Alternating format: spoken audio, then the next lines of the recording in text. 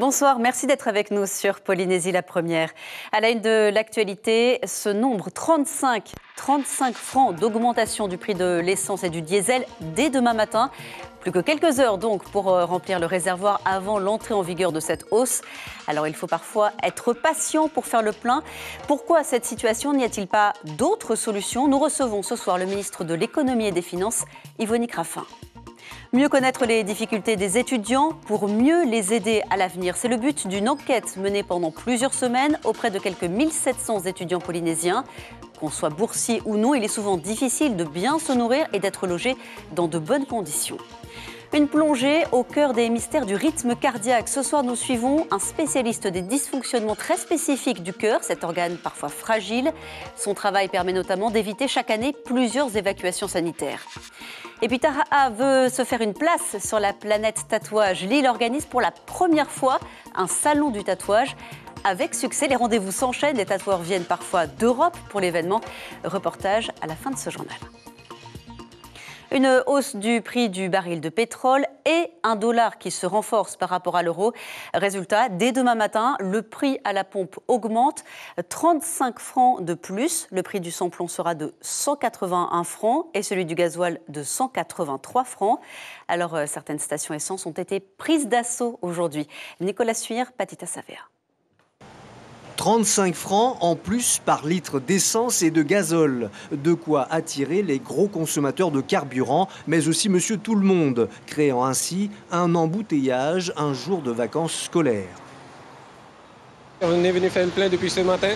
On a 3 véhicules, un véhicule de 15 places, 9 places et voilà, la petite voiture de 7 places aussi. On préfère faire le plein avant demain, quoi. Le plein de cette voiture, c'est dans les environs de 10 000. Donc là, vous allez passer à plus que ça alors. Ah oui, beaucoup plus. Les stations-service sur Princinoy ont prévu le coup. Elles sont approvisionnées 2 fois plus souvent, c'est-à-dire 2 fois par jour au lieu d'une.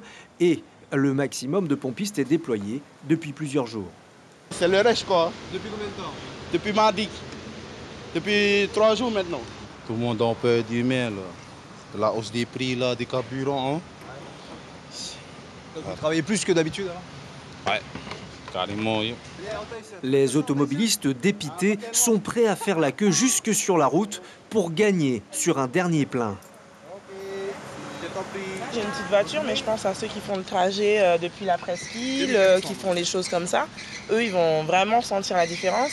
Et surtout, bon, après, en soi, on s'aligne avec les autres pays, hein, mais plus les autres taxes qu'on a, plus l'essence.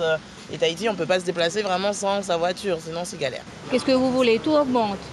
L'électricité, l'eau, la nourriture, maintenant l'essence, le gaz qui a augmenté.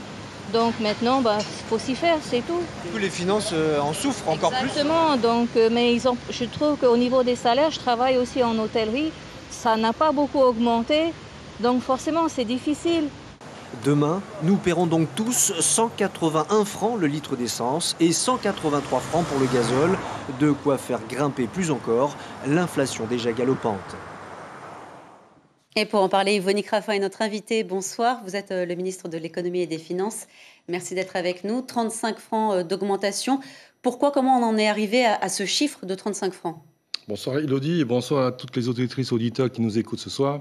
Alors pourquoi nous sommes arrivés là? Effectivement, il y a une flambée des cours mondiaux des hydrocarbures. Donc effectivement, la Polynésie n'est pas épargnée par cette envolée des prix. C'est une première hausse. Est-ce qu'il va falloir s'attendre à d'autres augmentations dans le futur, puisque cette crise, selon les spécialistes, elle est amenée à se prolonger, à durer dans le temps? Alors, nous surveillons effectivement les cours mondiaux. Ce sont ces cours mondiaux qui vont nous indiquer la tendance que nous devrons prendre durant le second semestre. Dans le reportage qu'on vient de voir, il y a cette femme qui dit se déplacer à Tahiti sans sa voiture, c'est galère. Est-ce que ce ne serait pas aussi le moment du coup de repenser les transports en commun à Tahiti et dans toutes les îles ? Alors, effectivement, cette question est intéressante. Elle a fait partie d'une des recommandations du plan climat-énergie et surtout de la transition de l'énergie, et donc qui sera mise en place. Et nous étudions tout ça avec mon collègue ministre des Transports. Ça fait des années que c'est à l'étude. Pourquoi ça n'avance pas plus vite? Après, c'est une question, effectivement, certainement peut-être de volonté. Aujourd'hui, on en a la volonté et surtout, on s'est inscrit dans cette dans cet esprit de changement et plutôt de développement d'énergies renouvelables et durables. Cette hausse du baril de pétrole, elle a un impact également sur les prix de l'électricité, puisque EDT paye aussi, achète son gazole à prix subventionné. Pareil, même question que pour les transports en commun. Finalement, la transition énergétique, là, elle se fait d'autant plus pressante. Elle est d'autant plus pressante et surtout urgente. Urgente, oui. Donc nous y attelons avec toute l'équipe et surtout avec EDT, avec tous les acteurs économiques de ce pays. Ça a été rediscuté depuis justement cette envolée des cours mondiaux? Maintenant, effectivement, nous préparons notre plan pluriannuel de l'énergie que nous devons signer avec l'État bientôt pour ensuite mettre en œuvre cette politique du changement énergétique et de développement durable basée essentiellement sur les énergies renouvelables. Il y a eu cette semaine une nouvelle modification du budget 2022. La Polynésie continue de s'endetter. Vous continuez aussi à puiser dans les réserves. Jusqu'à quand est-ce que c'est viable? Est-ce qu'à un moment donné, il ne va pas falloir changer de politique?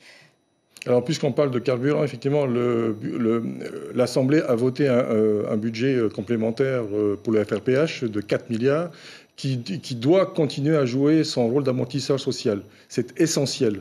Alors j'entends dire qu'effectivement le FRPH doit être annulé. C'est des propositions de l'opposition, mais ce qu'il faut savoir, du côté du Tavini, oui. Effectivement, si on devait l'annuler, l'essence ne serait pas à 181 francs, mais à 211 francs. Le diesel à 213 francs. Les boulangers à 100 francs au lieu de 80 francs. L'électricité, en fait, le prix du litre de gasoil pour produire de l'électricité ne serait plus à 55 francs, mais à 133.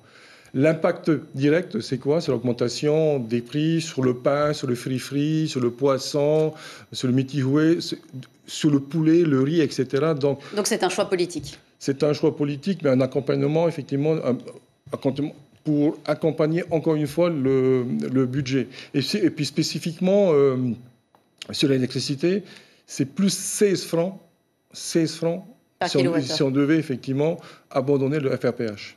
Alors, on va continuer à parler d'économie avec une information qui est tombée aujourd'hui. L'autorité polynésienne de la concurrence rejette le projet de Carrefour Moorea.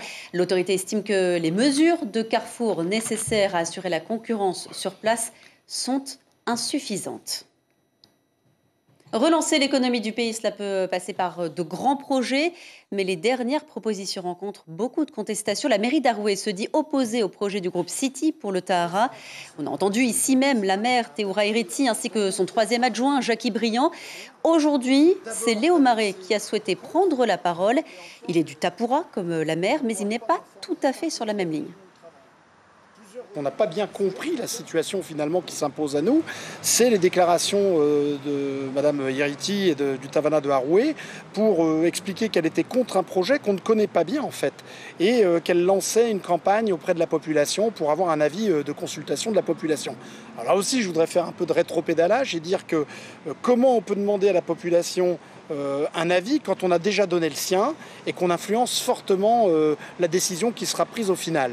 Nous, ce qu'on veut, et on fait un appel, on demande à l'entrepreneur et on demande justement à cette personne de prendre contact avec le Tapura no Haroué pour pouvoir nous expliquer le projet, nous expliquer les détails qu'on ne connaît pas bien puisque les tractations ont eu lieu depuis le mois de décembre entre la mairie et cet investisseur. Et jusqu'à ce jour, nous, on a découvert par les médias l'existence de ce projet New Tahara. Yvonne Crafin, on voit que ce projet fait débat dans la commune. Le groupe City parle notamment de la création de 200 emplois rien que pour l'hôtel, 500 emplois en tout. On imagine que le gouvernement a plutôt intérêt à ce que ce projet aboutisse? Effectivement, c'est un investissement privé important. Pour l'instant, nous n'avons pas de demande officielle, de dossier, de demande d'agrément et autres. Nous avons eu une présentation sommaire du projet, mais sans plus. Vous en avez discuté avec Théoura Hériti qui a rejoint votre majorité? Moi, personnellement, non. Alors avant d'être ministre de l'économie et des finances, vous avez été directeur de la CPS. Pour la première fois, la Chambre territoriale des comptes a analysé la gestion de la caisse et voici l'une de ses conclusions. La CPS était dans une situation financière très précaire, même avant la crise sanitaire, la rendant incapable de faire face aux moindres chocs externes. Autrement dit, la crise Covid n'a été qu'un révélateur des difficultés de la CPS. Vous n'êtes donc pas parvenu à mener à bien les réformes qui auraient rendu cette CPS, le système plus pérenne ? Alors nous avons lancé effectivement la réforme, et non pas une réformette, de la protection sociale généralisée. En fait, cette réforme aurait dû être menée il y a une quinzaine d'années.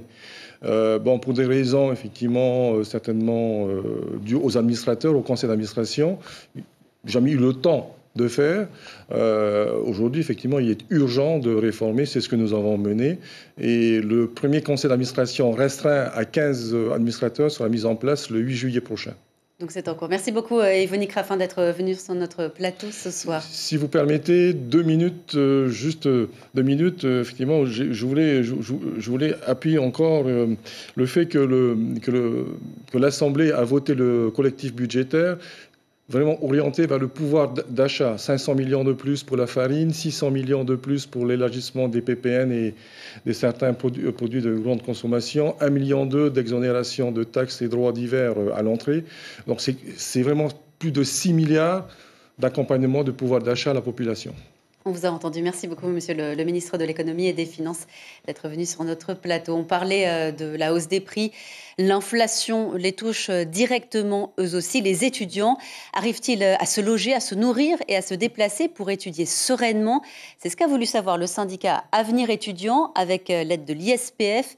Les résultats de l'enquête ont été dévoilés aujourd'hui. Thomas Terry, Teporoarei, Patrick Tsinsing. 18h, immuable rituel post-universitaire, les occupants doivent quitter les lieux, aussi propres qu'à leur arrivée. Ici, on peut accueillir 390 étudiants, dont la plupart viennent des îles, mais également des zones non urbaines de Tahiti. Pour ceux-là, habiter à quelques encablures est une réelle bénédiction. C'est bien, c'est pas loin de l'université, tu fais ta petite vie, t'as pas trop de soucis, tu t'occupes que de toi, c'est bien. Est-ce que vous vous sentez en sécurité par rapport à ce qui s'est passé ici à l'université ? Par rapport à ce qui s'est passé pour les autres oui. Ah, dans ces cas-là, non alors. Hein. Non. Mais après, pour ma part, oui, ça va. Enfin, il ne m'est jamais arrivé quoi que ce soit à ce niveau, du coup, ça va. Le trajet que je prends, le temps que je mets pour arriver pour rejoindre la route principale, pour prendre le bus, la circulation. Ça met du temps pour arriver jusqu'ici. Alors qu'ici, non, tu as tout à disposition, tu as un logement, normalement, tu as le cadre idéal pour pouvoir étudier sereinement. Le rapport de la commission lancé en octobre dernier par l'Institut de la statistique a pour but de faire un bilan de la situation individuelle de chaque étudiant quant à leurs besoins dans le domaine du transport, des dépenses alimentaires et dans tout ce qui touche à leur cadre de vie. Les résultats de cette enquête serviront de repère au gouvernement pour mieux définir les besoins de chacun. Moi, j'attends que les pouvoirs publics, les associations, les différentes structures et services prennent cette enquête-là, analysent ces chiffres qu'on leur a donnés et qui mettent en place des structures, des budgets pour répondre et pour améliorer les conditions de vie de ces étudiants. Le manque d'information est un réel souci, d'où la volonté des deux associations estudiantines de voir émerger un guichet unique. Et moi, je ne suis pas d'accord sur ça dans le sens où il y a des associations étudiantes qui étaient présentes depuis un certain moment pour informer les étudiants. Par contre, s'ils ne sont pas là pour chercher l'information et juste attendre l'information, non. Dès la publication de ce rapport, la balle sera du côté du gouvernement afin de définir une politique d'aide à apporter à ceux qui représentent l'avenir de ce pays. La santé à présent avec un éclairage ce soir sur les rythmes cardiaques qui peuvent varier, notamment si l'on a des comorbidités. Traiter ces symptômes, c'est la spécialité du professeur Defaille qui vient régulièrement de Grenoble pour des missions au Fénois. Cela permet d'éviter des évassanes. Mélissa Chong et Hubert Liao l'ont suivi au Taoné. Une fibrillation atriale, c'est une pathologie qui vient de l'oreillette gauche et en fait notre but est d'aller détruire toutes ces zones ici. Arythmie, fibrillation auriculaire ou atriale, des termes médicaux spécifiques liés au dysfonctionnement du rythme cardiaque. Pour que les ventricules et les oreillettes du cœur battent en harmonie, l'hôpital du Taonnais reçoit depuis une quinzaine d'années le professeur Defaille du CHU de Grenoble, une sommité en cardiologie. Alors on organise depuis très longtemps des missions qui consistent à pratiquer des interventions que les cardiologues polynésiens ne font pas eux-mêmes parce qu'ils n'ont pas totalement l'expertise. La population de Polynésie fait qu'en fait, il n'y a pas assez de gestes pour acquérir une expertise et pour certaines interventions, il faut être aidé par des experts qui viennent de l'extérieur. Au bloc, le professeur n'est pas seul, il fait équipe avec des médecins, anesthésistes, infirmiers ainsi que des ingénieurs techniques. Ces derniers sont des experts en lecture d'électrocardiogramme et assurent la maintenance du matériel de pointe. Alors, sur ce type d'intervention, il y a beaucoup d'éléments techniques. Et nous, on est là en tant qu'experts vraiment de la technologie, hein, pas du côté médical, mais vraiment de la technologie, pour aider au mieux les praticiens dans leurs gestes, dans leurs actes, donc à faire tourner les machines. Pour réguler le rythme cardiaque du patient, le professeur insère ce ballon de 28 mm dans le cœur, qu'il refroidit ensuite par cryothérapie. Objectif, soigner les lésions par le froid. Le professeur Defaille intervient 3 fois par an au Fénois. Son rôle, traiter les arythmies cardiaques et accompagner les cardiologues locaux à effectuer des gestes spécifiques. Le professeur vient 3 fois par an, donc 3 semaines par an. En une semaine, on traite 20 patients. Et donc, ça permet d'éviter une vingtaine d'évassanes. Et en plus de ces 20 patients qu'on traite, on voit une 60aine de patients en consultation pour des problèmes rythmologiques un peu difficiles qu'on veut soumettre au professeur. Le patient se réveillera 10 minutes après l'opération avec un cœur qui bat désormais au bon tempo. Un peu d'humour et de magie à l'hôpital de Uturoa. 2 animateurs venus de Tahiti ont proposé un petit spectacle aux malades et aux soignants présents sur place. Beaucoup de rire, d'étonnement et de légèreté, un passage très apprécié. À Tahiti, une partie des riverains de la cité de la RFA ont manifesté ce matin contre un projet de parking dans les alentours. Ils craignent de subir des nuisances sonores en permanence et ils se tournent vers la justice pour obtenir l'abandon du projet. Également, c'est parce que nous nous opposons à un projet de parking de 4 étages pour 400 places dont un promoteur souhaiterait construire sur une zone de 4800 m² environ. Donc, nous avons mis le dossier au tribunal avec notre avocat et au tribunal administratif dans un premier temps. Donc nous nous opposons par tous les moyens à ce que ce projet se fasse. En direction le Portugal où vient de se terminer la conférence sur les océans organisée par l'ONU. Un sujet crucial pour la Polynésie. Le ministre de l'Environnement y a participé aux côtés de milliers de spécialistes et de représentants politiques pour déterminer les meilleures stratégies pour préserver les ressources marines. Marie Radovic, Kelly Pujar.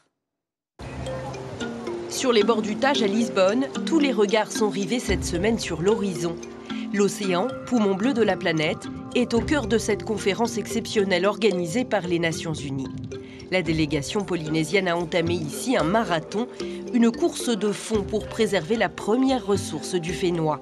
Il s'agit de partager son expérience, inspirer les autres, trouver aussi des solutions. Beaucoup de pays nous disent mais comment vous êtes arrivé à ce résultat?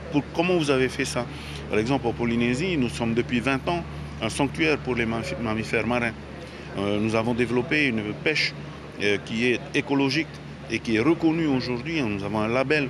Donc là, par exemple, on sort d'une réunion avec les Seychelles qui s'intéressent à la manière dont nous avons mis en place tout ça. La Polynésie dispose d'une immense zone économique exclusive, 5 millions de kilomètres carrés d'océan. Alors forcément, elle attire les regards. Seychelles, Australie, Sainte-Lucie, les rencontres s'enchaînent avec en ligne de mire des projets communs sur la préservation, la gestion de la pêche ou encore les nouvelles technologies en matière de surveillance. Il y avait un point quand même qu'on voulait mettre en avant, c'est en fait une reconnaissance de ce qu'on appelle les autres mesures de conservation efficaces, donc l'acronyme OECM, parce qu'on parle beaucoup d'aires marines protégées avec des objectifs de 30% à l'horizon 2030, mais il ne faut pas oublier que les 70% restants, c'est ça qui va servir à nourrir la planète. En fait, ce n'est pas 30%, 70%, c'est 100% de gestion qu'on doit avoir. Sans compter les eaux internationales des zones où aucune loi ne prévaut et qui représente plus des 2/3 de la surface maritime. Un sujet porté notamment par la Polynésie sur le devant de la scène internationale pour assurer l'avenir de la planète bleue. Se déplacer à vélo en toute sécurité, ça s'apprend et il n'est jamais trop tôt pour acquérir les bons réflexes. À Montréal, des ateliers ont été proposés aux élèves de CE2, CM1 et CM2 de l'école de Papetoaille. Les enfants ont appris à garder un bon équilibre, à rouler correctement sur la route et à savoir pédaler en groupe. On écoute le professeur Aldo Kwong à l'origine du projet. On a eu de tous les niveaux, c'est-à-dire du débutant jusqu'à l'enfant qui s'était bien pédalé. Mais on a pu voir la progression des enfants durant 3 semaines sur à peu près 5 séances. C'est court et c'est intense en même temps. Et on a la chance de pouvoir visualiser la progression des enfants directement durant ces 5 séances. C'était l'occasion pour ceux qui n'avaient pas de vélo chez eux de pratiquer. Donc je les ai poussés en fait, ceux qui n'avaient pas de vélo, à utiliser ces heures d'entraînement pour se perfectionner. Et vraiment j'ai vu une évolution flagrante et c'est magnifique de voir des enfants progresser comme ça. Et derrière tout ça, on n'oublie pas l'idée, c'est qu'ils arrivent à se déplacer sur la route de ceinture, en connaissant déjà un minimum le code de la route, et surtout en maîtrisant leur vélo. Les enfants qui vont pouvoir profiter de longues semaines de vacances. Avant cela, c'était le temps des spectacles de fin d'année. Comme à Raivavé, les enfants ont joué, chanté, dansé devant leurs parents. D'autres faisaient partie de l'orchestre. De nombreux talents qui se sont aussi exprimés lors d'une pièce de théâtre sur le thème de la nature. De quoi faire la fierté de leur enseignante. Cette année, nous avons privilégié bien sûr les enfants en leur mettant en avant de manière à ce qu'ils puissent présenter eux-mêmes leur spectacle de fin d'année. Donc il y a eu des danses, des chants et une petite particularité pour les élèves du 6e cette année. Ils ont préparé une pièce de théâtre composée de plusieurs scènes et également une petite scénette pour les élèves de l'école primaire, CE1, CE2, CM1, CM2, CT, etc. C'est une première, un salon du tatouage à Taha'a. Pendant une semaine, l'île Vanille vibre au rythme des machines à tatouer. Une quinzaine de tatoueurs sont présents. Le reportage de Jacques Damour et Hiti Manaki. Taha peut s'enorgueillir et n'a vraiment plus rien à envier aux organisateurs de grands salons de Tatao, de Tahiti ou Moorea. Taha a beaucoup été critiqué dernièrement par les vols de vanille aussi, et puis le PACA, maintenant ça change. Et bien, après 2 ans de Covid aussi, on voulait marquer le coup pour qu'on fait venir du monde, mais pas que. On voulait quelque chose qui vraiment qui est ancré dans la terre, dans le Fénois, quoi, le tatouage.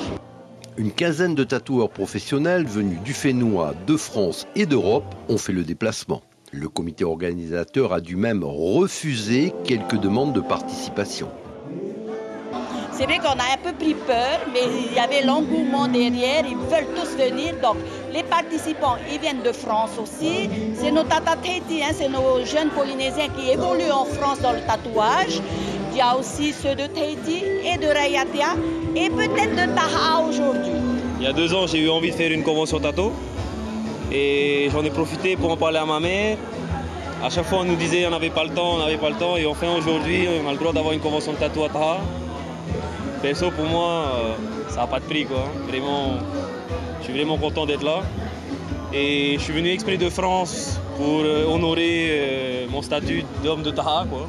Moeo, natif de Taha, a saisi l'occasion pour réaliser son tout premier tatouage. Pour moi, tout d'abord, pour un Maori frustré comme moi, c'est important. Et ensuite, c'est une fierté également pour moi de marquer mon identité polynésienne sur ma peau pour qu'il ne s'efface jamais. Également pour marquer la beauté de notre art, la beauté de ma culture et tout ce que mes ancêtres ont fait, c'est important. Un vif succès pour ce premier jour. Le salon de Taha fermera ses portes ce dimanche. Et avant de nous quitter, ce rappel, 35 francs de plus à la pompe dès demain matin. L'essence et le diesel augmentent car les cours mondiaux continuent de grimper et que le dollar se renforce face à l'euro. Alors ce soir, il y a parfois la queue dans les stations essence avant un dernier plein avant cette augmentation. À la une de Tahiti Info, demain, on en parlait sur ce plateau avec notre invité Yvonne Crafin, l'ancien directeur de la CPS. CPS, l'urgence d'agir. Et au programme ce soir sur notre antenne, la série Elementary et puis un documentaire, vous le voyez, ADN, la fin du crime ou quand la généalogie révolutionne les enquêtes de police. Merci de nous avoir suivis ce soir. On se quitte sur les images du Heiva Rima'i. Depuis aujourd'hui et jusqu'au 17 juillet, les artisans des 5 archipels exposent leur savoir-faire au Parc Expo de Mamao à Tahiti avec comme thème cette année les merveilles de la Terre. Très bonne soirée, à demain. Wa ite au I roto to e na mata to e mai tai ahi o mai na e te purotu ten e no ani a bo mo ya o e to e mana te rai ni ai o e bahine wa ite au I roto to e na mata to e nei huru wa idea I roto to e na mata te mawiwi atoa. Retrouvez ce programme en replay sur notre site internet.